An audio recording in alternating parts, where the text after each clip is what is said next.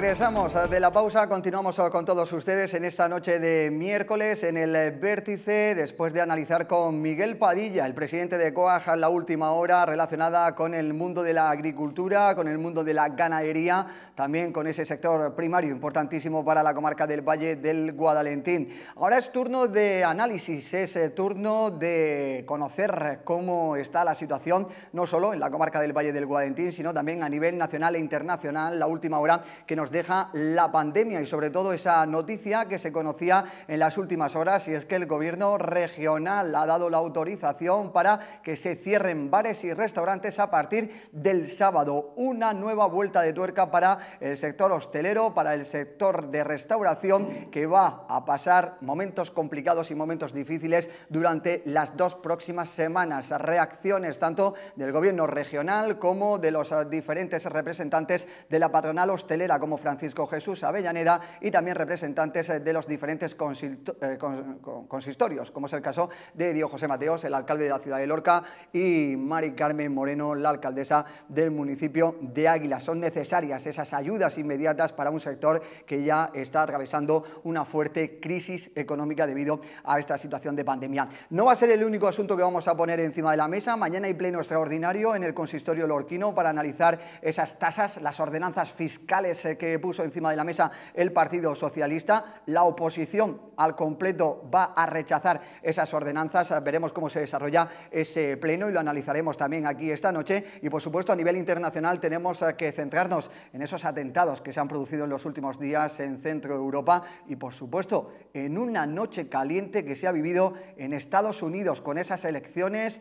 John Biden, Donald Trump, todo muy igualado. Quizás no se van a conocer los resultados definitivos hasta no las próximas horas, sino los próximos días o incluso próximas semanas. Eso sí, Donald Trump ya se ha autoproclamado presidente. Eso sí, todavía faltan millones de votos que contar.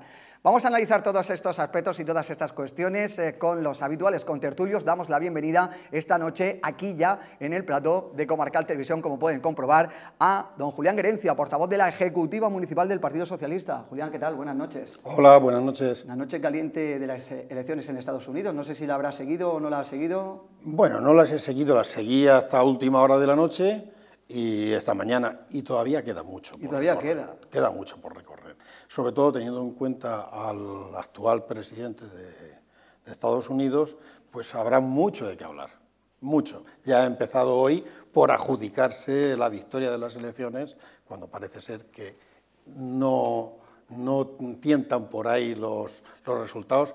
Por ahora. Quedan muchos millones de votos y además el voto por correo, que ha alcanzado cifras récord, casi 100 millones de electores que han decidido votar por correo debido a esta situación de pandemia.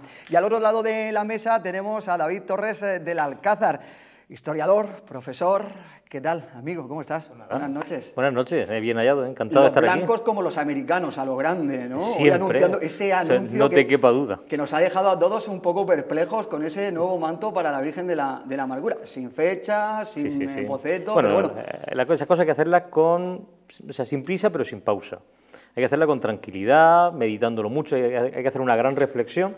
La idea estaba clara y hay que hacerlo. O sea, la necesidad de un manto nuevo para la Virgen, como decíamos antes, a micrófono cerrado, en la situación de conservación del manto, pues va pidiendo la creación de una nueva obra y bueno, pues el presidente actual lo tiene claro, ha lanzado esa apuesta con el apoyo de su junta directiva y bueno, ya de pronto tenemos que se va a hacer un nuevo manto y ya poco a poco se irán desvelando las características de esa obra. Esa obra a nivel de bordado faraónica. Faraónica, sin duda. El actual manto, 10 años de trabajo. 18 años de trabajo y estamos hablando de la mayor obra de la historia del bordado lorquino. Ese manto en concreto. Un reto sin precedentes, el que se ha marcado el Paso Blanco para los próximos años. No hay tiempo definido, pero esas bordadoras van a trabajar seguro que encantadas en esa obra de arte de la que estamos ya impacientes por conocer más detalles. Pero nos vamos a centrar, como les decimos, en el primer asunto de la noche, atentados terroristas que se han vivido en los últimos días, en las últimas jornadas en Centro Europa. Se han vivido en Francia, se han vivido en Austria. Julián, una situación también complicada, otra pandemia más a la que ya tenemos. Una más, algo que preocupa mucho en Europa y especialmente en estos momentos, naturalmente, en Francia, donde lógicamente la libertad de expresión, que por ahí vienen, o por lo menos esa es la excusa de por donde vienen los atentados, pues forma parte de nuestros derechos, de los franceses, de los españoles, de los europeos, de nuestro Estado democrático, ¿verdad? Y que es razonable que salgamos siempre en defensa de ello. Todas estas cosas, pues al final tienen un coste, y el coste pues lo están teniendo los franceses en propias carnes. David, has vivido, tú también conoces perfectamente Francia, has estado en esos países. Es una situación pandémica que estamos viviendo y además ahora este golpe del terrorismo, que no voy a decir que no existiera, sino que se había apagado también en los últimos meses, pero que ahora vuelve a rebrotar, valga de nuevo también la palabra, ante esta situación. Sí, está claro que Francia es el paradigma de los valores, y digo bien valores republicanos, y lo digo con minúscula, porque muchas veces se confunde el sistema del Estado con los valores. O sea, los valores republicanos están presentes en España, a pesar de ser una monarquía. De hecho, yo ahora mismo estoy recordando un estudio que hizo mi hermano para la Universidad de Murcia, en el que se llamaba España la República Coronada, precisamente porque todo lo que conlleva una república en el sentido democrático de la palabra está presente aquí en España, a pesar de que la jefatura del Estado lo ostente un monarca, ¿no? Entonces, esos valores republicanos que se enseñan en la escuela desde muy pequeños, de una forma que si se hiciera aquí en España se tildaría de fascista, de antiguo, de retrógrado. Yo recuerdo que allí, pues, cuando aparecía un profesor, se levantaba todo el mundo y daba los buenos días. Bonjour, monsieur le professeur, bonjour, monsieur le directeur. O sea, todo el mundo se levantaba en señal de respeto y no estoy hablando del siglo XIX, que yo no soy tan viejo. Y esa forma de enseñanza es muy propia de ese sistema, como digo, republicano. Se enseña la Marseillaise, todos los días se cantaba, obligatoriamente. Si aquí se dijera de poner el himno nacional al principio de la jornada educativa, bueno, aquí se armaría el 2 de mayo. El 2 de mayo, nunca mejor dicho. Bueno, pero por contra, como digo, allí eso está muy imperante y todos esos valores republicanos conllevan, entre otras cosas, la libertad de expresión y la libertad religiosa. Porque no hay que confundir, cuando muchas veces aquí hay quien habla del carácter laico de la República Francesa, se equivoca, porque piensa que laico es laicista. Y no es laicista, es laico, precisamente. De hecho, no hace mucho el Tribunal Supremo francés, la Corte Suprema o la Corte de Garantías Constitucionales, creo que se llama en Francia, nuestro equivalente a nuestro Tribunal Constitucional, llegó incluso a obligar a un centro comercial a poner un Belén, porque se negaron, enarbolando el carácter laico del país. Y precisamente el Tribunal Constitucional obligó a que ese Belén se pusiera porque no era laicista el país, sino laico. Y dicho esto, esos son los valores de la democracia, los valores de Europa, que es una isla de libertad en el mundo. O sea, yo recuerdo, esa frase no es mía, esa frase es de Cristina Gutiérrez Cortines, catedrática de Historia del Arte en la Universidad de Murcia y luego después político, pero yo la conozco y la valoro especialmente por su trabajo como historiadora del arte e investigadora del patrimonio, y lo decía bien claro muchas veces, Europa es una isla de libertad en el mundo. Y esos valores de libertad, esa forma de entender la vida que tenemos aquí en el continente europeo, en el viejo continente, es muy difícil de entender fuera de Europa, porque no se entiende. Nosotros hemos nacido con esto, al menos los más jóvenes, o lo hemos visto, los mayores lo han visto en otros países y hoy lo disfrutan hoy en nuestro país, y entonces no acaban de entender desde fuera esta forma de entender las cosas. O sea, sale Erdogan, presidente de la República de Turquía, y dice que van a juzgar a Macron, presidente de la República Francesa, por todo este atropello a la fe islámica. Vamos a ver. Usted tiene que entender primero que usted no va a juzgar a Macron porque Macron es inviolable, porque es jefe de Estado.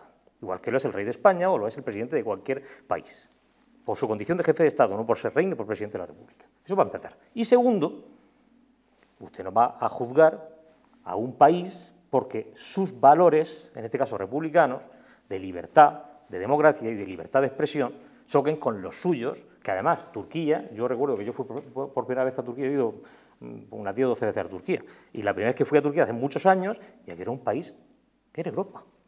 Le faltaba la corona de las 12 estrellas en las matrículas, porque lleva la banda azul con la T, Turquía. Y todo el mundo, un país europeo más. Ahora, desde que ganó Erdogan, han ido dando pasos para atrás. ¿Por qué? Porque al final pues la educación, que en este caso, que también podríamos hablar de ese tema, que es largo y tendido sobre el tema, pues resulta que al final eso va comiendo las mentes. Y a mí lo que me preocupa sobre todo de todo esto es que si el terrorismo islámico que hemos estado viviendo de aquí para atrás estaba vinculado a personas sin estudios, ahora resulta que todas estas personas que últimamente están atentando, resulta que tienen estudios superiores universitarios. Con lo cual ya esa condición que se daba o que se entendía que era la válida, este pobre, permítame la expresión, este pobre diablo que no ha estudiado, que no ha tenido oportunidad, le come en la cabeza y lo usa. Eso ya no ocurre. Eso ya no ocurre. Estamos hablando de una persona que está formada incluso en buenas universidades y que por contra toma la determinación de hacer eso. Ya tienen convicciones incluso. Claro. Entonces eso ya es más preocupante, porque ya nos tiene que hacer ver otra óptica diferente sobre la razón que les mueve a realizar todo esto. Y lo que está claro es que lo que no podemos entender ni permitir bajo ningún concepto es que se nos impongan las formas de vida de otros lugares a nosotros, igual que no se deben de imponer las nuestras a otros lugares. Europa tiene una forma de vida, cada país de los 27 tiene su forma de vida y por lo tanto hay que respetarlo y tienen que convivir. Si vienes aquí tendrás que convivir con lo nuestro, igual que si nosotros vamos allí tenemos que convivir con lo de ellos. Pero digo esto como si digo cualquier país del mundo, cuidado, no se confundan términos. Ajá. Julián, ¿algo más que añadir? No, yo quería apostillar lo que estaba diciendo David, que como buen conocedor, historiador, pues nos ilustra maravillosamente, pero en sus últimas palabras ha hablado de la forma de vida. Cada uno tenemos derecho a nuestro sistema de vida, nuestras formas de hacer, de actuar, y estoy totalmente de acuerdo con él. Nosotros debemos ser muy respetuosos con la forma de vivir de otros, por supuesto, y nosotros nos asiste el mismo derecho también a seguir con nuestras formas de vida, que nos definen en sí mismos, ¿verdad? Es razonable. Es una reciprocidad. De hecho, algunos países del norte de Europa, por ejemplo, tienen prohibida la construcción de mezquitas, en tanto en cuanto los países islámicos no permitan la construcción de iglesias. Por ejemplo, en Omán se permite construcción de iglesias, en el sultanato de Omán, pero siempre en un recinto cerrado, acotado, ajeno, digamos, es como si fuera un parque temático. En otros lugares conviven perfectamente con las iglesias católicas, las mezquitas, las sinagogas y no hay ningún problema. Pero no hay que generalizar tampoco, o sea, eso hay que tenerlo en cuenta. Yo pienso, por ejemplo, los Emiratos Árabes, que yo conozco bastante bien ese país, resulta que allí han cogido lo mejor de Oriente, lo mejor de Occidente, lo han mezclado, lo han metido en una costelera y ahí están los Emiratos Árabes Unidos. En 45 años no existe la pobreza de emiratíes. ¿Por qué? Porque han cogido la ley islámica, la han aplicado y han cogido lo mejor de Europa y lo han aplicado. Y ahí está el resultado. Es decir, que no podemos demonizar bajo ningún concepto, nada, yo me niego a que se haga esa cultura importantísima como es la islámica, pero que es verdad que igual que hay fanáticos en todo, en el fútbol, en la religión, en la política, pues en este caso también hay fanáticos, en este caso en la religión en concreto, y en contra también de unos valores que, como bien decía antes Julián, y yo estoy completamente de acuerdo, es que no podemos imponérselo a nadie, que son nuestros valores que no tienen que desplazarlos a nadie, pero nosotros no podemos tampoco imponérselo a nadie. La moral cada uno tiene la suya. Y no debe imponerle a nadie la suya. La suya, efectivamente. Ni el Estado. Los radicalismos. Otro punto que probablemente tú a lo mejor puedes ilustrarnos también más como buen conocedor. Y es que lamentablemente ya no son personas venidos de otras culturas o de otros países. Es que lamentablemente ese fanatismo está corriendo también entre jóvenes europeos. Y eso sí que me preocupa a mí especialmente. La segunda generación, de aquellos inmigrantes que llegaron a Europa y ahora la segunda generación, por diferentes cuestiones también, como dice Julián, pues se sienten excluidos socialmente o se sienten que no tienen las mismas oportunidades y a lo mejor también ahí hay un foco, no como decías, esa mano de obra que utilizaban los radicales anteriormente, pero sí que es un foco importante a la hora de realizar todo este tipo de atentados. Yo creo que aquí también hay mucho papel mal hecho por parte de Europa de la pedagogía. O sea, hemos pecado muchas veces de buenismo, o sea, queriendo ser buenos, cuando lo que teníamos que ser o intentar es haber sido justos. Entonces, el darlo todo, el concederlo todo, para demostrar que somos buenos, a nivel político, o sea, aquí estoy hablando de la política, no estoy hablando de la sociedad, cuidado, pues hace que no hemos equivocado, o sea, ha demostrado que no hemos equivocado. Pero, y por lo que estabas diciendo de que parezcan los malos, la sociedad no los tilda de malos, y te lo digo de verdad. O sea, yo trabajo continuamente con niños emigrantes, otros nacidos aquí, de orígenes extranjeros, otros que son, como digo, son también de aquí, nacidos y son, como decimos coloquialmente, permitimos la expresión pata negra lorquina, ¿no?, de toda la vida, pero, y entre ellos no hay ningún tipo de problema, pero ninguno. Ninguno. Eso al final se inculca en otros lugares. Y eso tenemos que valorarlo y tener en cuenta y extirparlo de la sociedad para que se entienda. Al final, tú tienes amigos, sean del origen que sean, porque son amigos tuyos, porque compartes con ellos aficiones, inquietudes, gustos, preocupaciones, incluso grandes momentos de vida y malos momentos de tu vida. Mira, por ejemplo, en las bases del fútbol lo vemos mucho. Aquí en Lorca hay muchos, en las bases, eso lo sabes tú mejor que yo, en el que hay muchos chiquillos que son de origen extranjero. Y entre ellos, ¿qué problema has visto tú? Ninguno. Ninguno. Con lo cual, al final, es un problema que se crea. O sea, es un problema artificial creado. Entonces, lo que tenemos que ver por qué es, o sea, qué da lugar a la creación de ese problema artificial y qué intereses hay en esa creación de ese problema artificial. Eso no significa que no haya gente que venga de fuera y que tenía que estar en su casa. Eso no, que una cosa no tiene que ver con la otra. O sea, porque si tú eres bueno, me da igual que sea de aquí que sea de fuera. Y si eres malo, me da igual que sea de aquí que sea de fuera. Hay personas buenas y personas malas. Claro, a eso. ¿Qué pasa? Que es verdad que si eres de aquí, no tengo más remedio que te tienes que quedar aquí y mandarte a la cárcel donde tengas que ir. Y si eres de fuera, pues tengo la oportunidad de mandarte a tu tierra, con tu gente, a que te reformes allí. Es cierto, eso es una realidad. Pero eso no significa, como digo, que por ser de fuera seas malo, ni por ser de aquí seas bueno. Efectivamente. Bueno, pues tema de terrorismo que por desgracia ha estado de nuevo latente y ha estado de nuevo de actualidad en los últimos días. Vamos al bloque de pandemia. Esta misma mañana el Gobierno autonómico ha tomado la decisión, concretamente la Consejería de Salud, del cierre de todos los restaurantes y bares de la comunidad autónoma de la región de Murcia. Será efectivo a partir del próximo sábado. Nueva vuelta de tuerca, como comentamos, para un sector ya muy perjudicado. Julián, ¿qué le parece la decisión? ¿Esto nos va a llevar más adelante a un confinamiento total? Hay algunas comunidades incluso que están solicitando ese confinamiento. Algunas comunidades, Murcia no es la primera que cierra lo que es el sector de ocio, sino que ya hay otras comunidades como Asturias y como Castilla y León que lo han hecho. Y luego también lo que están solicitando, ha salido el alcalde de la ciudad, José Mateo, solicitando ayudas para los comercios y para los hosteleros que ahora están en esta situación. También la alcaldesa de Águilas y de otros municipios. Hay que buscar también una serie de medidas y de ayudas para una situación que durante 15 días va a ser preocupante para ese sector. Tú lo has dicho, no es la primera vuelta de tuerca, sino que es otra vuelta de tuerca, es cierto. Y otra vuelta de tuerca fundamentalmente sobre determinado sector de la población. ¿El confinamiento es bueno? Lo sabemos todos, la respuesta es casi gratuita, ¿verdad? Claro que sí, claro que es bueno, claro que es bueno. Pero el confinamiento es el esfuerzo que aportan directamente los ciudadanos. El confinamiento es el esfuerzo que aportan directamente la hostelería, el comercio, la pequeña y mediana empresa, ¿verdad?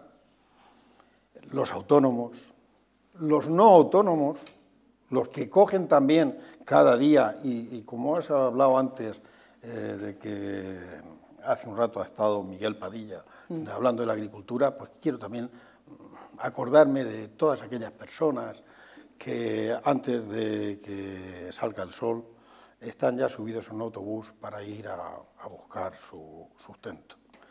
Eso también lo pasan mal, porque también terminan dejando de tener su trabajo. ¿Es necesario? Claro que es necesario, pero es necesario también otras muchas medidas. Y en esas otras muchas medidas no hay que ser tan rácano de llegar a facilitarlas. Como tenemos un profesor con nosotros, sabe que en el tema de educación, los institutos y los colegios han sido reforzados de aquella manera, por determinados compañeros, ¿no? Con profesores. Pero hubo que hacer de esfuerzo continuo para conseguir los 1.500. Pero esos 1.500 llegaron de aquella manera, contratados por tiempo parcial, contratados hasta el 23 de diciembre, en fin, parece que sin demasiadas ganas. Y hay que hacer muchos esfuerzos. Como estamos hablando de sanidad, hay que hacer todavía más cosas.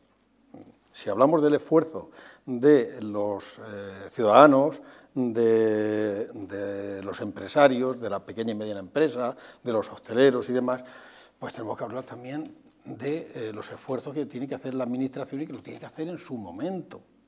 Ahora no es el momento de confrontación, y yo no quiero aquí llegar a ese tema de la confrontación. Pero, hombre, digo yo que se les está diciendo una y otra vez que es imprescindible tener rastreadores, que es imprescindible que la atención primaria tenga las dotaciones que debe tener. Y los rastreadores, debo recordar que en Lorca hay 30 porque se han habilitado desde el ayuntamiento. Y me parece estupendo que el ayuntamiento haga ese esfuerzo. Pero digo yo que ese esfuerzo la Administración regional debería haberlo hecho efectivo. Cualquiera que quiera debería mirar a ver cuántos rastreadores habían antes de esos 30. Y ya que nos ponemos a mirar atrás, mirar cuál era el nivel de personas contaminadas en esos momentos en Lorca. Tú que si eres una persona que dispone de toda la información y en ese momento lo sabes que estábamos alrededor de los 1000 por los 100.000. En Lorca. En Lorca solo. En Lorca. Ojo, en el casco urbano, fundamentalmente, donde se están dando los casos. Y donde se hizo el cierre perimetral. Exactamente. Pero en Lorca somos 60.000 aproximadamente, ¿no? Somos 60.000. Por tanto, el cálculo matemático, estadístico, sobrepasaría esos datos. Se contrataron los rastreadores. Han hecho un trabajo excelente que además estamos siendo un reflejo fuera de Lorca. Águilas y Puerto Lumbreras. Águilas y Puerto Lumbreras se han servido afortunadamente de esta iniciativa y se les ha formado rastreadores para que hicieran lo mismo. El Ayuntamiento de Murcia, por cierto, tiene un rastreador. Dicho sea de paso, y ahí está la contaminación. Quiero decir, hace falta poner una atención también desde la Administración. Hace falta que se hagan las pruebas PCR. En Lorca, afortunadamente, por iniciativa también del Ayuntamiento, se ha hecho un centro COVID en Ifelor, donde el Ayuntamiento ha puesto 10.000 euros de todos los lorquinos para tener un centro adecuado para hacer esas pruebas. La atención primaria ha habido que reclamarla 1000 veces para que al final, pues con excepción de Campillo y alguna otra pedanía, ahora ya tengamos todos los centros de atención primaria. Pero ¿cuánto ha habido que estar exprimiendo el limón? ¿Cuánto hemos tenido que esforzarnos para llegar a esa situación?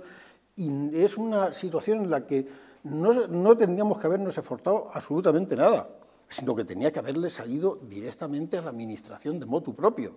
Si la atención primaria se hubiera atendido desde el principio y se hubiera atendido los rastreadores, quiero suponer que no estaríamos en la situación en la que está hoy Murcia. Porque así como Lorca estaba con 1000, hoy estamos con 350 aproximadamente, no mucho más, ¿verdad? Ahora mismo estamos en una situación que las UCIs están colapsadas casi. Hace unos días están al 80%, hoy están por encima del 80%, pues esa es la situación. Así es que, en definitiva, hay que llegar al confinamiento, lamentablemente sí. ¿Tiene problemas el confinamiento? Muchísimos, muchos. ¿Hay otra alternativa? Lamentablemente no. Pero también es verdad que lo mismo que ya tuvimos en el programa que tuvimos anteriormente, y yo ponía el punto sobre la I al decir que por qué no se había llegado a ese nivel 1 de Lorca a mediados de agosto, que no hubiera hecho daño a Lorca y que cuando hubiéramos empezado en septiembre habríamos empezado con un nivel muchísimo más bajo, pues ahora nos enteramos también que el día 20 de mayo el Ministerio de Sanidad había advertido a nuestra comunidad del riesgo que tenía Lorca y Totana. ¿No hubiera sido razonable tomar esas esas medidas. Bien, ha pasado. Pero ya van pasando demasiadas veces y demasiadas cosas. Ahora en la región. Lorca, afortunadamente, estamos ahora sosteniéndonos. Vamos a decir sosteniéndonos. No tiremos las campanas al vuelo, puesto que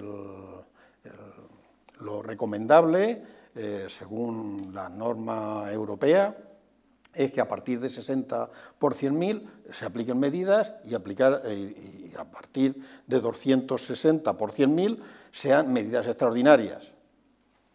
Bajo ese prisma, iba a decir todo Murcia, toda la región de Murcia, pero prácticamente toda España estaríamos en esa situación. Es preocupante. Y yo espero que ya nuestro gobierno regional pues le ponga los cascabeles al gato y por una vez pues la atención primaria tenga la atención que precisa, la hospitalaria para los refuerzos correspondientes los tenga de la misma manera y por supuesto que los rastreadores también lo sean. Debido a esa situación de confinamiento que vivimos en la ciudad de Lorca durante 5 semanas, como bien indica Julián, pues se bajó el número de casos positivos de COVID y ahora está la media de Lorca por debajo de la media regional y por debajo de la media nacional. De ahí el que este confinamiento, sobre todo a algunos sectores, le haya sentado muy mal, David, y como que se sienten señalados, como que se sienten que ellos son los culpables de la situación que ahora mismo hay en la región de Murcia. Ahí lo que comenta Julián, y no sé lo que te parece las medidas que se han tomado y si al final debemos de ir a ese confinamiento total como algunas comunidades ya lo están solicitando. Bueno, yo estoy convencido que vamos a ir al confinamiento total. Yo estoy convencido de ello. De hecho, yo pienso que estamos 1 de noviembre, dale 10, 12 días para otras medidas nuevas. De hecho, fíjate que ya tenemos una en las puertas. Y luego otros 15 o 20 días más para las siguientes, para que se adelante la situación de la Navidad y entonces con la misma en ese momento se echará el cierre. O sea, yo estoy convencido de ello, pero es que aparte es que es lo que hay. Es que la situación da lugar a lo que da lugar. O sea, lo más efectivo es que estemos en nuestras casas, porque la situación es que no hay una vacuna, ni se le espera pronto, y la que se espera para relativamente pronto tiene la efectividad que tiene, no nos engañemos. Estamos hablando de que vale, es que nos vacunan de la viruela, nos vacunan de tal, pero resulta que esas vacunas se llevan años y años y años mejorando. Entonces, claro, esa vacuna va a salir con una capacidad de inmunidad, la que sea. Y yo no soy médico ni lo pretendo ser, pero yo, por lo que voy leyendo y oyendo en las entrevistas que hacen a quien entiende de esto, pues lo tienen claro, ¿no? Esa famosa vacuna de Oxford, que parece que es la que aquí a nivel europeo, la que más posibilidades tiene de salir con cierta celeridad. Para marzo de 2021, claro, como pronto. Claro, pero tampoco saldrá con el 100% de efectividad, ni un 80, ni un 90, ni un 50. A lo mejor tiene un 40, tiene un 45, tiene algo así. Que ya es, cuidado, de nada a eso, ya estamos hablando de una capacidad importante con respecto a lo que tenemos, que es nada. Y luego tampoco hay una medicación. Que dijeras tú, es que hay una medicación que, bueno, aunque lo pasen malo, aunque pasen 10, 12 días, 20 días, un mes malo, resulta que esa medicación tiene efectividad o cierta efectividad. Tampoco lo es. Al final estamos en manos de que no nos toque con mucha virulencia y que si toca con cierta virulencia, al final estamos en manos de los profesionales médicos, que gracias a Dios tenemos unos profesionales como la Copa de un Pino en España. Tenemos la suerte, y que es una grandísima suerte, de tener una sanidad gratuita y universal, pero que eso también tiene un inconveniente, es que el hecho de que sea gratuito y universal ha hecho que no sea tampoco a nivel tecnológico, solo en casos puntuales y en algunos hospitales y en algunas disciplinas es puntera, en el resto no lo es. El ejemplo, el Rafael Méndez, un hospital que yo en tertulias radiofónicas y televisivas, tú me habrás oído 100 veces decirlo, hace 20 años que llevo diciendo que el Hospital Rafael Méndez necesita, bueno, 20 años no, pero 15 sí, que el Hospital Rafael Méndez necesita un remoce, pero es que desde hace 10 necesitamos un nuevo hospital. O sea, Lorca ahora mismo tiene su hospital como el Roser de Cartagena.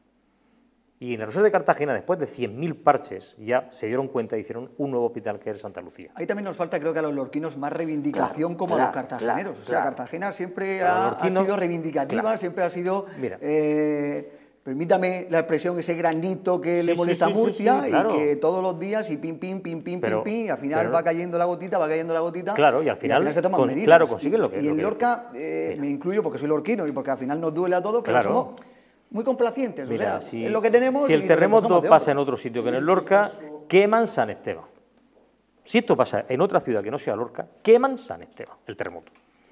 ¿Para qué? En Lorca somos como somos. Para este tipo de cosas somos mucho más, tendemos más al diálogo, que eso está muy bien, cuidado, eso es una virtud, pero hay momentos en los que yo no digo de que va San Esteban, ni mucho menos, que es un edificio histórico. Pero, leche, por lo menos sacar los dientes. Pero es que los lorquinos tenemos otra forma de hacer las cosas. Pero lo que no puede ser es que hoy día Lorca no tenga ya ese proyecto de un gran hospital para la ciudad. Porque para la comarca. Claro, es que se habla mucho, a eso voy. Es que se habla mucho de un hospital para Águilas, pero no se dan cuenta que un hospital para Águilas no es viable. Que yo entiendo que la alcaldesa de Águilas ahora mismo me estará oyendo, estará diciendo... Saldrá y está ya y saldrá. Sí, pero en Águilas ahora mismo van a hacer un centro de alta resolución. El centro de alta resolución. Claro, pero igual que el centro de alta resolución que van a hacer en Santiago del Mayor, en Murcia, que lo harán y dentro de 2 años estará hecho. Igual que el de Lorca, que lo proyectaron hace 7 años y sigue sin hacerse. ¿Y qué está haciendo Lorca? Callar. Eso es lo que estamos haciendo. Yo no oigo a nadie reclamar el centro de alta resolución de Lorca. De vez en cuando, sí, de vez en cuando, vale. Pero al final, ¿dónde está? No pero no se avanza poco. Claro. También es verdad que es el área 3, no es Lorca solo. Lorca claro, fundamentalmente. Sí, está claro. Pero es el área 3 y además el área 3 es el área 3 de salud. Es el área peor tratada de Murcia. Claro, pero escucha. Y si tenemos en cuenta que la sanidad en Murcia no es precisamente la número 1 entre todas las comunidades autónomas de España, pues estamos a la cola de toda España. El área 3. Al final, yo cuando hablo de Lorca me refiero a toda la comarca. Yo tengo muy clara la vocación de capitalidad que tiene Lorca. Con lo cual, cuando hablo de Lorca, no hablo de Lorca ciudad, ni hablo siquiera de Lorca municipio, hablo de toda su comarca, además de su comarca natural, ni siquiera la política, sino su comarca natural, que es el norte de Almería también. O sea, que yo cuando hablo de Lorca hablo del conjunto, sin tilde de imperialismo, cuidado, poco, pero sí con clara idea de capitalidad. Entonces, Lorca necesita infraestructura para servir a su población y a la población que depende de Lorca, aunque sea indirectamente. Entonces, el Hospital Rafael Méndez hoy día resulta que tenía 9 camas de UCI. Eso ahora la gente lo sabe por la situación en la que estamos. Pero ¿alguien se ha planteado antes que hace un año Lorca tenía 9 camas de UCI? Que ahora resulta que tiene 11, creo que son. Han ampliado 2 claro, 12. Que las camas de UCI están sin separar, con lo cual la ventilación no es independiente. Que eso sí lo cumple la REA, que sí es verdad que tenemos una de las REAs más avanzadas de la región, cierto, pero que la UCI no está en condiciones. Resulta que al final... Tanto REA como UCI están siendo utilizadas para pacientes a eso vamos, COVID. Es que están utilizando la UCI como UCI, la REA como UCI, los quirófanos como UCI. Entonces, al final, resulta que tenemos un problema endémico. Resulta que en este caso hace ya 4 años, que el señor Amancio Ortega donó una resonancia para Lorca, y ahora resulta... Dicen de que han hecho el proyecto para la instalación. Pero es que resulta que entonces, cuando yo eso lo decía aquí, al día siguiente, ciertas personas decían en redes sociales que es que yo no sabía de lo que estaba hablando. Claro, resulta que está metida en una caja en los sótanos del hospital y resulta que no la ponen en marcha. Decía, es que no hay gente preparada. Mira, voy a decir una cosa que esto a lo mejor no debería decirla. Resulta que en Lorca se estaban formando a los técnicos de medicina nuclear en el Centro Integrado de Formación Profesional. ¿Y sabes lo que pasa ahora? Que resulta que lo están formando en Murcia y han cerrado el título en Lorca, en un centro privado. O sea, que había incluso en la ciudad donde formar a esa gente. O sea, que gente había. Ahora, si tú pones la excusa de que no tienes el personal y no haces la infraestructura, pues resulta que entonces nunca tendrás nada. Ahora, ya tienes la infraestructura supuestamente va a tener una fecha. Muy bien. Cuando tengamos la infraestructura, pues mientras tienes tiempo de buscar. Esto es como si dices, no, es que quiero montar una empresa. Y entonces dices tú, no, pero como no tengo el personal, pues no me busco las instalaciones. Claro, y cuando tengas el personal, ¿qué haces? ¿Lo pones en medio del campo o en medio de la plaza a trabajar? Tendrás que empezar por la infraestructura. O tengo las instalaciones y no tengo el personal. Claro, entonces vamos a trabajar de la mano y vamos a hacer las cosas. Pero bueno, que eso hace ya, como digo, hace mucho tiempo. Pero claro, al final la situación es que a Lorca se la abandona. El escáner estuvo roto también 2 o 3 meses en su momento. Ahora dicen que van a hacer una ampliación de las urgencias pediátricas. Vale, muy bien. Boxes, 2. Yo cuando leí aquello creí que era una errata. 2. Pero entonces estamos callados. Los lorquinos callados. Esto es lo que hay. Sí, yo te doy la razón totalmente, David. Es que los sanitarios, yo lo siento, que es que los sanitarios no podemos... No podemos los sanitarios hacen algunas veces, no, todas las veces, más de lo que les corresponde. Todos los funcionarios en general. Mucho más. Todos los funcionarios en general. Mucho más. Porque no solamente hacen su función como sanitarios, sino que cuando tienen que salir con la pancarta para pedir no mejoras salariales, sino mejoras de servicios para los ciudadanos, van solos. Y como bien dice David, deberíamos ser todos los ciudadanos los que vamos a recibir ese servicio, o mejor dicho, que no lo vamos a recibir, los que deberíamos ser los primeros en pedirlo. Es verdad, la resonancia entregada por Amancio Ortega después de 3 años y pico, casi 4, ¿verdad? Ahora, por fin, se ha presupuestado, creo que vale unas 750.000, millón casi. Los datos que yo tengo son de 750.000 euros el hacer la instalación. A ver si se dan la prisa, que por ejemplo se va a hacer también una reforma en urgencias. Zona de entrada, para delimitar también. Para la zona de entrada. Sí. ¿Sabes cuánto ha tardado en darse la autorización por urbanismo? 2 días. Pero es que debe ser así. Es que no hay que darle las gracias a urbanismo. Facilitar. Lo que hay que hacer es facilitar, y a quien tiene que hacerlo es que corra para poner en marcha esos servicios que necesitamos los ciudadanos. Porque de otra manera, además, si no, se nos está yendo el dinero de mala manera. Porque hacerse resonancias se hacen muchas, ahí se ven muchos TAC, pero claro, se hacen de forma privada. O mejor dicho, con fondos públicos se pagan los privados. Sí, que dicen, no. Que no tiene por qué reñirse una cosa con otra. No tiene. Pero no puede ser que se tenga que hacer en lo privado porque no existe lo público. Que cuando ahora, que lo público, apoyo, por supuesto. Claro, David, cuando lo público no llega ya a tanto, por cualquier razón, recurrir a lo privado me parece lo razonable. Claro que sí, pero que exista lo privado a costa de lo público me parece una barbaridad. En fin, esperemos que esa resonancia se instale rápido, bien y pronto. ¿Y un hospital nuevo para Lorca? Sí.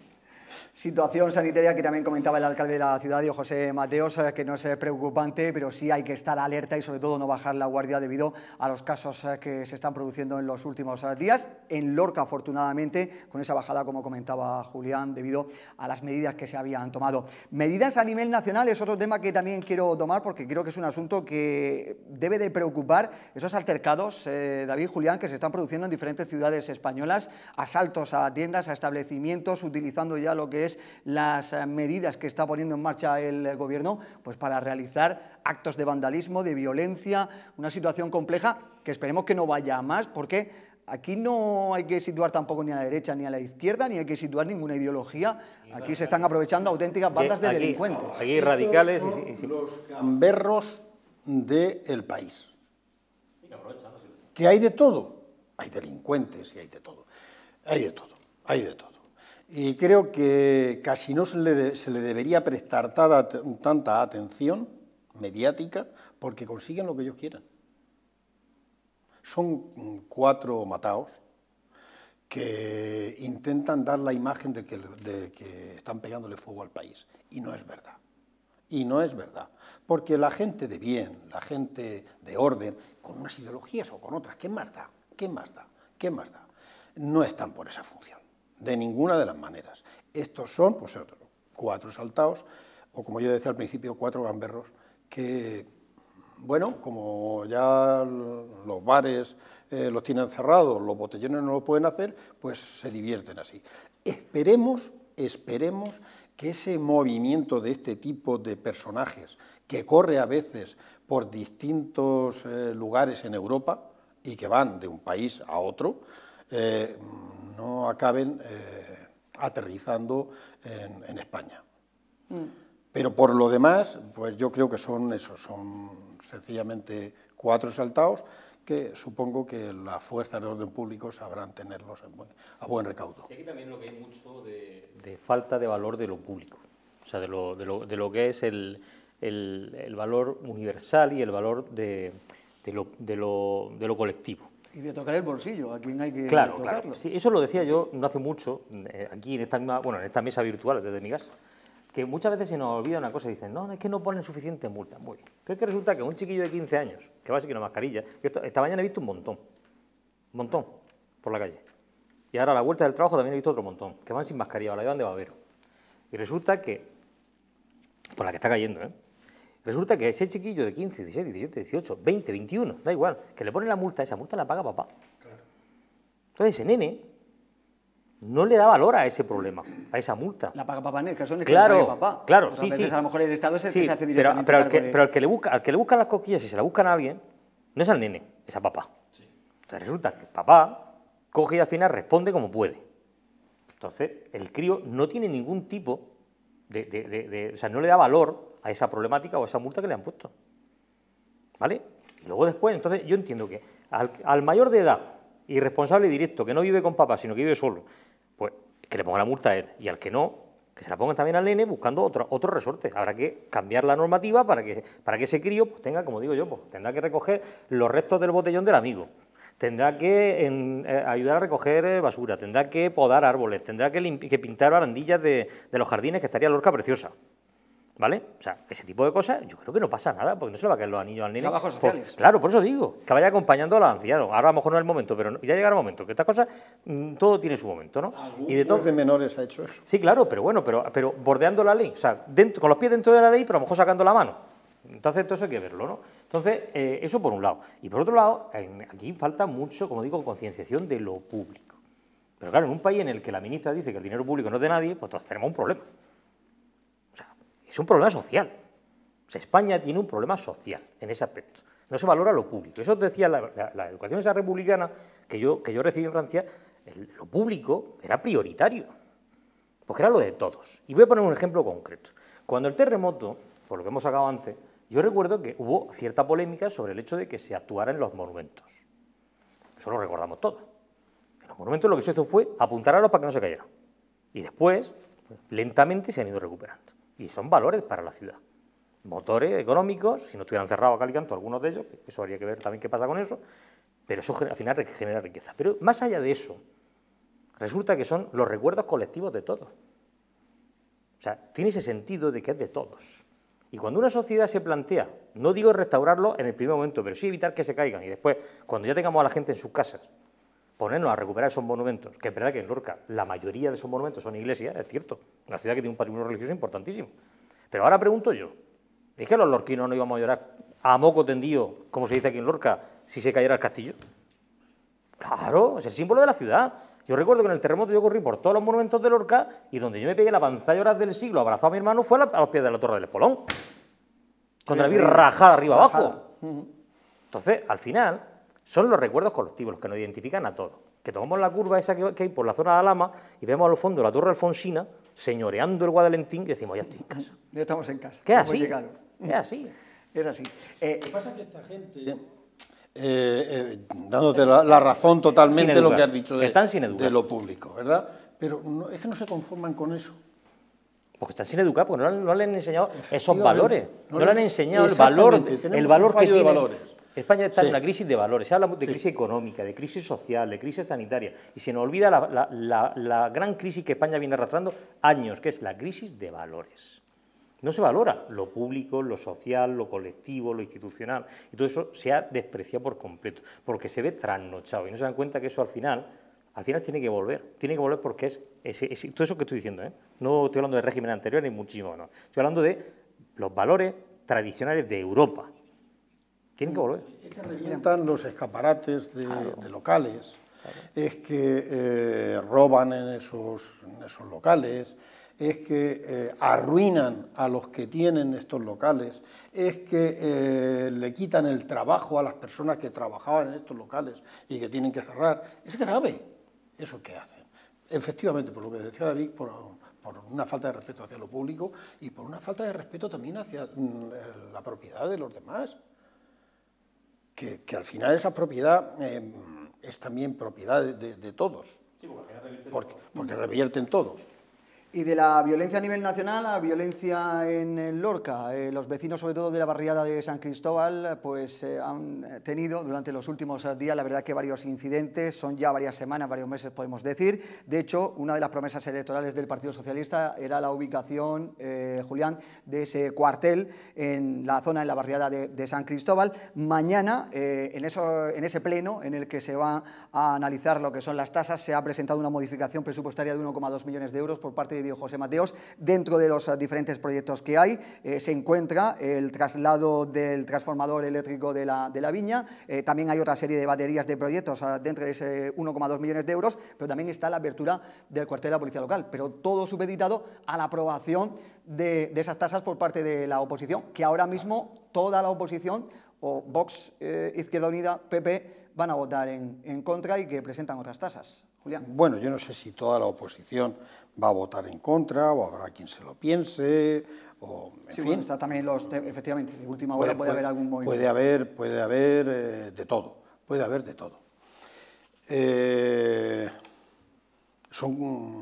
Se presenta una rebaja de impuestos, una rebaja de ingresos de 500.000 euros. Cuando hablamos de presupuestos, casi siempre nos fijamos en los gastos de los presupuestos. ¿Y qué se va a comprar? ¿Y dónde se va a invertir? Pero un presupuesto tiene dos partes importantes. Una, el capítulo de gastos, y otra que tiene que cuadrar el capítulo de ingresos. Y cuando uno dice de tocar al capítulo de gastos para detraer o para lo que sea, pues tiene que tocar o decir cómo, lo tiene que hacer también del presupuesto de ingresos. El cuartel de policía de San Cristóbal, pues esa era una promesa hecha por el actual equipo de gobierno y que iba en los primeros presupuestos, pero esos presupuestos fueron rechazados. Por tanto, no se pudieron hacer. Y ahora vuelve otra vez. Ahora tenemos reciente un acontecimiento en el barrio y probablemente por ese acontecimiento que costó la vida a una persona y graves daños a otra, pues probablemente por eso ya empiece a moverse. Yo creo que gobernar, legislar al amparo de esas cuestiones que suceden en caliente no es nunca lo más aconsejable, hay que hacerlo más en frío. Pero en cualquier caso, el cuartel de la policía es imprescindible, es necesario. Las condiciones por magnitud poblacional y por la cuestión socioeconómica de la zona hacen muy aconsejable que allí haya un cuartel de la policía local. Yo creo que, bueno, hay otras alternativas que hablan de que se tenga siempre una pareja de policías locales haciendo la ronda correspondiente, pero eso yo creo que la imagen del Bobby inglés como el policía de barrio es insuficiente. Estamos en una situación en la que eso como elemento turístico para los ingleses va bien, pero los propios ingleses ya lo hacen de otra manera. Y atender al barrio, primero porque era una promesa, segundo porque es una demanda de los ciudadanos del barrio, pues es algo que debe llevarse a efecto, sin duda alguna. David. Bueno, yo creo sinceramente que Lorca ha llegado a un punto, ya estamos en torno a los 97.000 habitantes, se ha anunciado no hace mucho, estamos caminando ya a los 100.000 y es verdad que el 60%... 69 nacionalidades. Bueno, pero es lo que estábamos diciendo antes, sí. Que si el que viene para bien, bienvenido sea. Claro, efectivamente, por supuesto. O sea, que no lo digo ni... No, ya lo sé yo. En aspecto peyorativo, ni demasiado mucho menos, lo sé yo, sí, pero bueno, eso nos deja bien claro pues, el carácter heterogéneo de la sociedad lorquina actual, ¿no? Pero como decía, la ciudad va creciendo, o sea, el 60% de la población vive en la ciudad, unos 60.000, como bien decía antes Julia, y eso da lugar a que hay que plantearse reestructuraciones en muchos aspectos. O sea, desde algo tan que a lo mejor no tiene nada que ver con esto, como es la creación de distritos postales en la ciudad, no solo en las pedanías, o sea, ya está bien de que Lorca entera, una ciudad enorme ya, tenga el 30.800 y resulta que eso ya toca a su fin, habrá que replanteárselo algún día, pero también, por ejemplo, este tipo de cosas, ¿no? O sea, resulta que tenemos en la zona sur de la ciudad el cuartel de la Guardia Civil, tenemos en la ampliación hacia la costa, tenemos en la comisaría de la Policía Nacional, tenemos en esa misma zona el cuartelillo de la Policía Local, con el Centro Integrado de Emergencias, y resulta que el norte de la ciudad, pues en ese aspecto está desatendido. Pero eso no compete solo al Ayuntamiento de Lorca. O sea, el Ayuntamiento de Lorca, yo aplaudo esa iniciativa de un cuartel. De hecho, yo recuerdo cuando Paco Joder era alcalde, también planteó cuartelillos. Bueno, lo planteó primero, no me acuerdo si fue, esto a lo mejor me puedo equivocar, no me acuerdo muy bien si fue Leoncio el primero que lo planteó y luego Paco lo continuó, o fue Paco el que lo planteó al principio. O sea, no, de cualquier modo, a mí siempre, bienvenido sea quien lo plantee. El caso es que ya se planteaba la necesidad de vertebrar de otra manera el tema de los cuerpos, en este caso, de seguridad de Lorca, ¿no?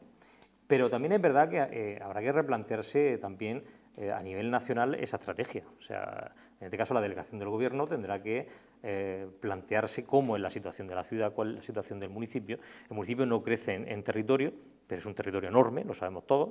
Creo que hay un territorio enorme, si no me equivoco tenemos el cuartel de la Guardia Civil de la ciudad y 2 en pedanías y luego ya cuartelillo o puestos, mejor dicho. Y eso al final, pues hay que plantearse que a lo mejor hay que vertebrar de otra manera el territorio. Y eso ya ahí tiene que entrar el delegado del Gobierno con el tema. Igual que ocurre, pero claro, al final siempre es que el problema es... Yo me acuerdo que Paco Fernández Lidón, que lo conoce este señor mejor que yo, siempre decía una cosa cuando era concejal. La frase es que era muy clara, decía siempre, dice, es que a Lorca siempre le cuesta un poco más. Y es que es verdad que cuando se planteó la Escuela de Idiomas de Murcia, la Escuela de Idiomas para Murcia, de Óscar Tusquets, diseño. La de Cartagena, a los 3 días hecha, la de Lorca, ni está ni se le espera. Pero es que, hablo de esto, pero es que podemos hablar de otras muchas cosas, ¿no? Resulta que al final Lorca siempre va a la zaga. Ciudad de la Justicia para Murcia, Ciudad de la Justicia para Cartagena. Y en Lorca un palacio de justicia como hay en Totana, que con todo mi respeto por los totaneros, no podemos comparar la actividad jurídica, judicial, que tiene el Partido Judicial de Totana, que tiene la ciudad 30.000 habitantes, más su círculo de acción, que no sé cuántos serán, pero no serán muchos, que el Partido Judicial de Lorca, que son los 97.000 lorquinos, más lo que corresponda con la zona de Águilas, que es un municipio también muy grande. Entonces, creo que muchas veces perdemos las perspectivas. La Cámara de Comercio también me consta que desde Murcia le quieren echar el guante a la Cámara de Lorca. Creo que Lorca tiene que empezar ya a vestirse un poco más de carmesí, envolverse en la bandera de Lorca, y recordarle a los murcianos que Lorca está aquí. Y creo que eso ya va tocando. Dejarnos el azul y el rojo y meternos en la bandera carmesí, que es la que nos representa a todos. A todos. Fíjate, David, que apoyando lo que tú estás comentando, en Murcia se inaugura el aeropuerto y Cartagena se le dota de un transporte para el aeropuerto, Murcia se le dota de un transporte para el aeropuerto, pero a Lorca no. Claro, pues que eso es lo habitual. Pero escucha, pero que eso es lo habitual, ya sea desde Murcia o sea desde Madrid. El problema es que Lorca al final siempre es la gran olvidada. Y conforme lo vamos permitiendo, al final perdemos. Recuerdo cuando se hizo la delegación de tráfico de Cartagena. Una delegación dependiendo de la de Murcia. Y resulta que Lorca ni optó a ella. ¿Por qué Lorca no puede optar a ella? Si yo no digo que esté abierta permanentemente, que se puede hacer como hay muchas dependencias autonómicas que pueden estar en el ayuntamiento con algún funcionario en delegación, como la ventanilla única. 100.000 fórmulas hay. La Consejería de Turismo nos la llevamos a Cartagena. ¿Y por qué Lorca no puede tener una consejería también? ¿Por qué? Planteando que puedan estar descentralizadas, que me parece una cosa absurda hoy día, pero bueno, dicen de descentralizarla, se llevan una Cartagena y a Lorca no, ¿por qué? Pues todas esas cosas hay que plantearse. Siempre cuesta el poquito más, como dice David. Estamos fuera de tiempo, me están chivando ya por línea interna. 2 apuntes rápidos. El primero de ellos, Julián, Izquierda Unida indica que Diego José Mateos va a tener que someterse a una cuestión de confianza si no se aprueban las ordenanzas y los presupuestos. ¿Peligra? Primer punto. La cuestión de confianza la decide el alcalde. Ajá. En Lorca, en Murcia o en cualquier municipio de España. Y el alcalde de Lorca está hoy día más preocupado por el COVID y por las actuaciones que tiene que hacer y por preocuparse de sus ciudadanos que por hacer caso a estos cantos que nos presenta cualquier formación política. A los que le pedimos que se sumen que se sumen al esfuerzo, cada uno con sus aportaciones. Izquierda Unida ha presentado unas aportaciones que serán debatidas, ¿vale? No así el Partido Popular, que no ha presentado ninguna aportación, ninguna enmienda, ni a favor, ni en contra, ni en nada. No debe preocuparle tanto. Aunque no le preocupe y esté más preocupado por las cuestiones partidistas, yo sí que le vuelvo a llamar una vez más a la responsabilidad y a decir, arrima el hombro y vamos a ayudar a todos los ciudadanos y ciudadanas que estamos pasando unos momentos auténticamente malos, muy malos. A lo que me dices de Izquierda Unida, pues hace referencia al pacto de investidura.